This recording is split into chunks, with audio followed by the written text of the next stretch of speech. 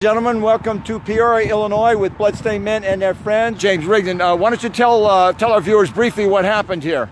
Well, I was standing there on this corner we're going to now, and seeing a gentleman throw an egg at our banner, and it actually, thankfully, bounced off and hit the concrete. So, ended up working out, but then he came around again and threw an egg at us again about 5 minutes later, so. You know, and I feel bad about this because obviously somebody's very hurt by our message, which is a shame. I try to present a very positive message about what the foreskin is and does. Foreskin restoration is non-surgical. It's a way of tensioning your surviving skin so that in time it will grow longer and act like a foreskin and give you many of the benefits of a natural foreskin. But to be straight, there ain't nothing like the real thing, and it'd be better to be left intact. But if we can restore, we're going to do that. I have kids. I have 4 younger brothers, and I remember when they were circumcised, and it was awful. Thankfully, when I had my child, it was a girl, so I didn't have to even think about circumcision. But over the years, I ran into a friend who was definitely anti-circumcision, and she opened my eyes to what was going on in this country. And ever since then, I've been doing what I can to protest and educate others. Why do you feel so strongly about this? Because I kind of got ED because of it. And it kind of screwed up my 20s. It was kind of an important time, especially when you're trying to define who you are. And I had a lot of heartbreak, and that's what defined my whole 20s, because women aren't really impressed with a guy that can't perform. And I went from doctor to doctor, place to place, to test after test after test, trying to figure out why I had it. And I kept getting into attitudes.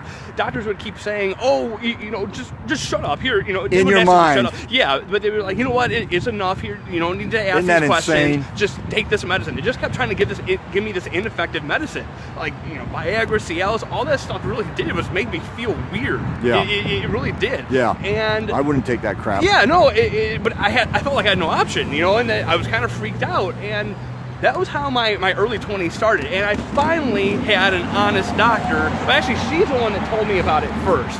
She's the one that made the first connection. Then I implored what it might be, because I told her about my problem going in when we got together. And she flat out said, sorry about that, she flat out said that maybe that's the cause of it. And I never thought of that, you know. I'm always like, oh, circumcision, that's just something that you do. It's just a little snip. It's not a big deal. Well, really, it was a little snip that snipped my freaking love life for years. I mean, for almost all my 20s, I couldn't do anything. I couldn't perform at all. There was nothing. And I'm not going to be embarrassed about this, because this is ridiculous. This shouldn't have happened to me. This shouldn't happen to anybody. And ladies and gentlemen, you can hear a powerful story from an American man speaking out. We see the advertisements in American media, magazines, everywhere for this damn erection medication that they give to American men who have been circumcised. We know that Americans are the largest consumers of this erectile dysfunction medication. It is just absolutely outrageous. There you can see it. There are an untold number of American men who are suffering from having part of their sex organ chopped off at birth. It is just absolutely obscene. Stop cutting us. Thank you, Tyson. Thank you for sharing that Thank you, powerful story. Steve Barendregt. Oh, Steve, yeah. My goodness, you've moved up north. So we met you in Florida. Yeah, I moved back to Indiana. Okay, so you've driven over to join us here today. Awesome, thank you, Steve. And so you're going to be in Indianapolis tomorrow too, then? Oh yeah. Awesome, ladies and gentlemen. His last name is hard to pronounce, or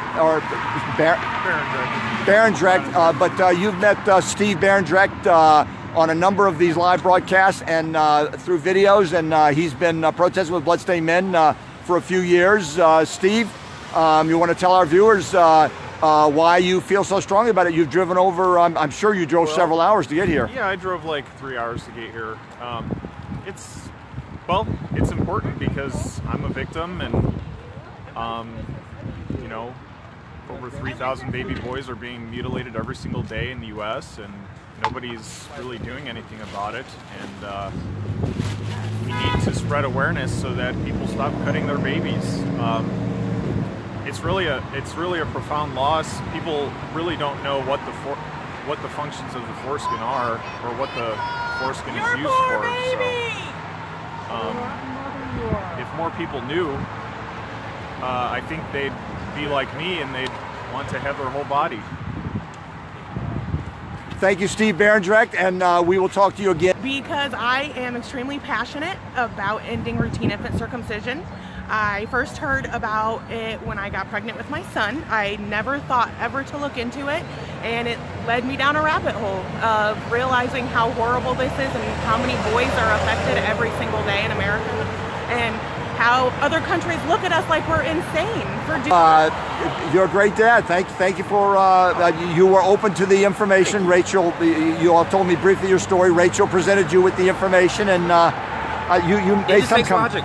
That's all it That's takes is what you logic. Because even if you, honest to God, think that your kid's penis should look a specific way, no matter how you feel about it, that's still not your choice to make. And it's as simple as that. You leave that decision up to them. Well said. Well said. And what fuels your passion for this movement, Tanya Ma? It's just the most prevalent, pressing human rights issue of the 21st century, and this is needed more than ever. And we're near a tipping point. So the influence we're creating is significant, and we're impacting lives, saving babies. So it's so important for us to be out here. What do you say to people who say, "Oh, it's just circumcision; it's not genital mutilation"? What do you say to them? I say that the cultural blinders really impact how we see things, and we when people can do like bad things and accept bad things because of the culture, and people just need to learn. And I have androgen sensitivity, which means my body does not recognize male hormones. So I had testes internally that were producing male hormones, androgens, testosterone, and my body wasn't recognizing it. So I developed, I'm intersex, I developed externally female, of course, with the internal testes. When I was 3 months old, doctors discovered them and basically came out to the waiting room when I was getting a double hernia. Told my mom, and she was basically like, well, what would you do? And the doctor's like, I would take them out. Girls don't have testes. And that was like the whole consent that she got.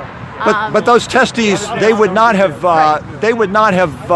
probably changed you much from what you are right now. Right. So they made it out to my mom. They lied to her and told them that it could cause cancer. They said that there was a huge risk of cancer in keeping them. Basically just kept throwing out the word cancer until she was like, yeah, sounds good. But in reality, there is no study for intersex people with undescended testes that shows that that is true. And it's ridiculous. When they were producing hormones that I need, I actually take the same hormones. I take testosterone daily that I wouldn't have to take. And you'll have to take those for the rest of your life, won't you? Yeah, so, yeah, it's ridiculous that doctors are mutilating boys, they're mutilating intersex kids, and luckily not very often in America at least, but around the world they're mutilating girls too. Why is genital mutilation so common? We drove down from the southern Wisconsin area, and we came down here last night, stayed in a local hotel, and decided to come out and support the cause. So really believe in the cause, wanted to stop by. So. That's awesome. Yeah. That's awesome. And either you or your wife messaged me the other day, I believe. Yes, it was my wife. She follows you, and we buy things on Amazon. We try to support your cause with an extra little bit of funding. It's been generating over $100 a month for Bloodstained Men for several years.